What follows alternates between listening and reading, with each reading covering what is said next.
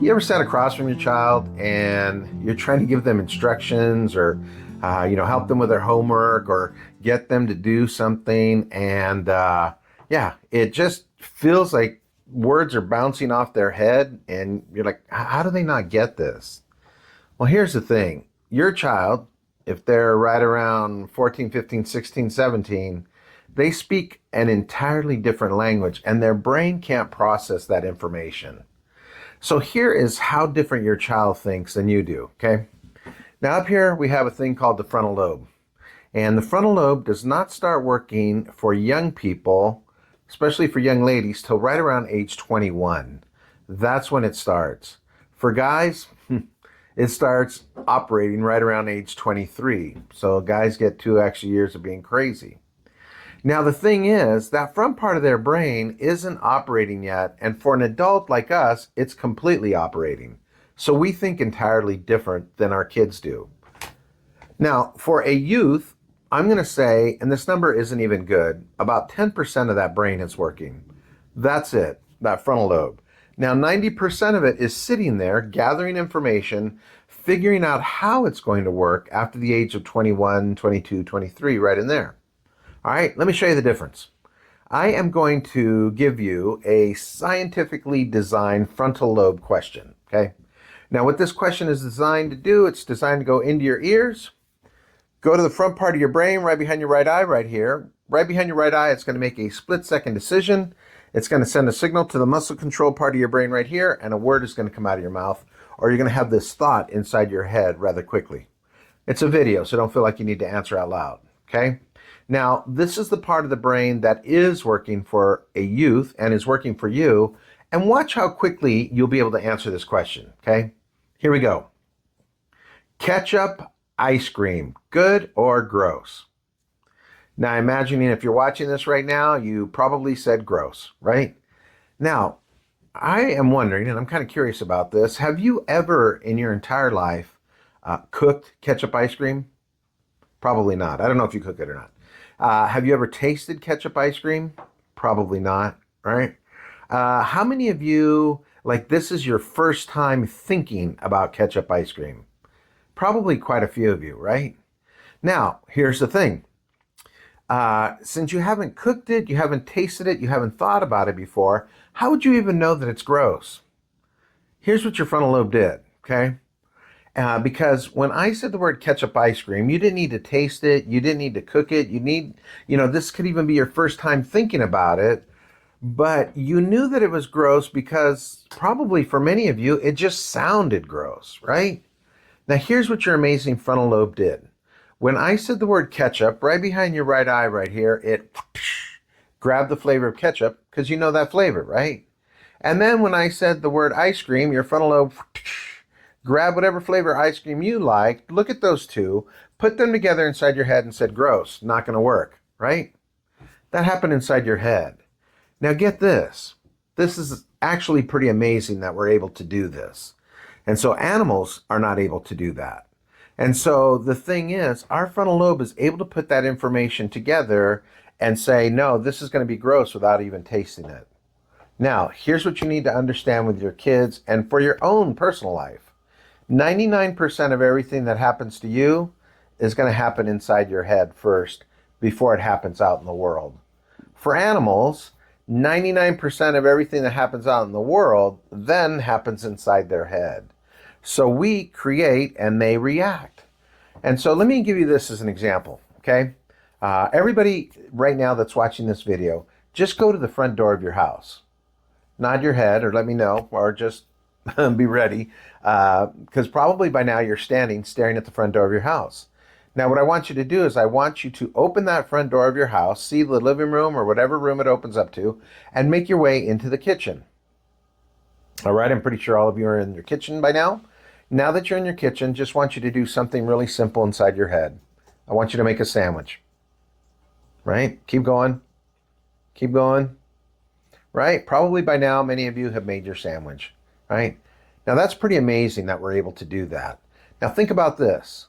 Every time you eat a sandwich, every single time you eat a sandwich, if you're making a sandwich, more than likely it's going to be inside your head before it's on the actual plate. Anytime you go out to eat, more than likely, whatever you eat for dinner is going to be inside your head before it's actually on the plate. All right. The room that you're in right now was probably inside somebody's head before it was an actual room. The shirt that you're wearing was probably inside your head before you actually put it on. So this is important for kids and important for adults to understand this. It needs to happen inside here first before it's going to happen out there. So that's why it's important for kids to understand that they need to say no to drugs and alcohol before they get confronted with it. Now, your kids are going to be going into high school next year. And so one of the things that they need to start thinking about is, what are they going to do when they get into high school? How are they going to act? They just need to think about these things, because if they think about these things inside their head first, more than likely it will happen in the world. Now, that's the little 10% of a student in 8th grade or 7th or 8th grade. That's the little part of their brain that is working.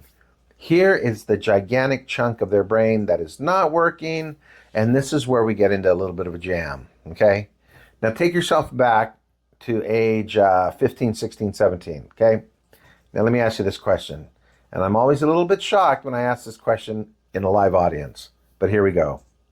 Thinking back when you were 14 through 18 years old, how many of you parents, and hopefully your kids aren't in the room, but how many of you did something unbelievably dangerous, crazy, or really dumb with your best friend? Right? Probably every single one of you right now is saying yes. How many of you, when you did that dangerous, crazy, dumb thing, potentially, maybe, could have involved fire or fireworks? Right? How many of you ever had an adult come running up to you in a professional manner, look at you in the face and go, "Why did you do that?" And I'm sure you've even asked your kids, why did they do that? More than likely, they looked back at you and said, "I don't know," right? Here's the last one.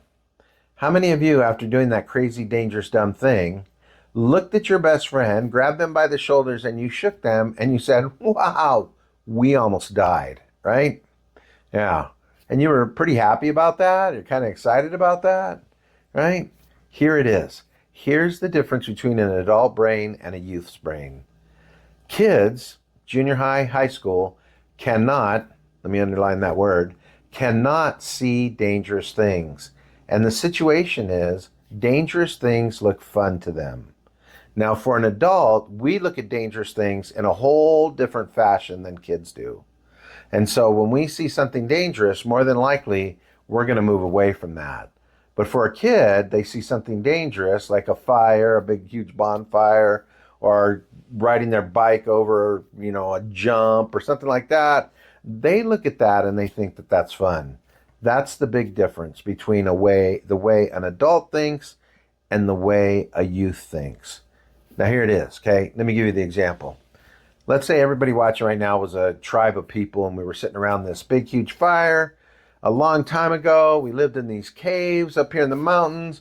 We were getting fish out of this river over here, and we were eating berries off this tree. We're all sitting around this big, huge fire, right? And we're just having a good time, throwing stuff into the fire.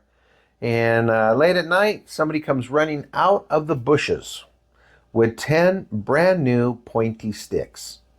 They look at all of us and they go, "Hey, right over that hill over there, I just saw this big, huge creature made out of fur and meat and teeth.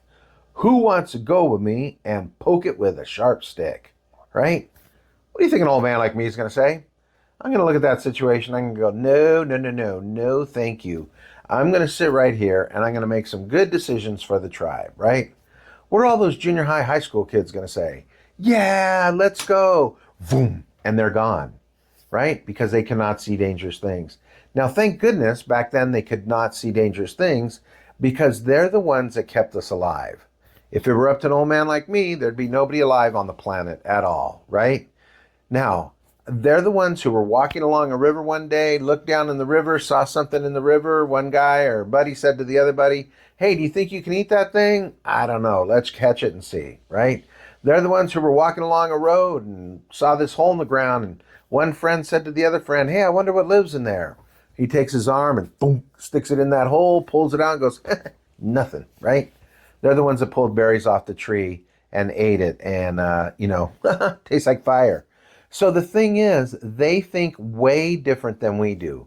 Now you need to keep that in mind when you're talking with your kids, is that they think different than you do. In our next video, we're going to talk about the language that kids speak, but they think way different than we do. If we were sitting in a meeting with high school students and young people in their 20s and people in their 40s, and I ended this meeting and I said, hey, when you leave here, there's going to be a police officer that hides underneath that tree over there. Make sure you go slow. Probably everybody from age 25 on are going to go, yeah, okay, I'm going to go slow. And they will pull out of that parking lot real slow. But you're going to find there's going to be one or two high school kids, right, that are going to go, I don't know if I believe that or not. I might have to test this out. Boom, right? And we've all seen that take place. So this first chapter, what I want you to take away from this is that your kids think way different than you do. They do. So sometimes when we're sitting across from them and we're giving them instructions and we feel like those words are bouncing off their head, more than likely they are bouncing off their head because there's a big, huge portion of their brain that is not working. In the next video, we're going to be talking about the language that kids speak.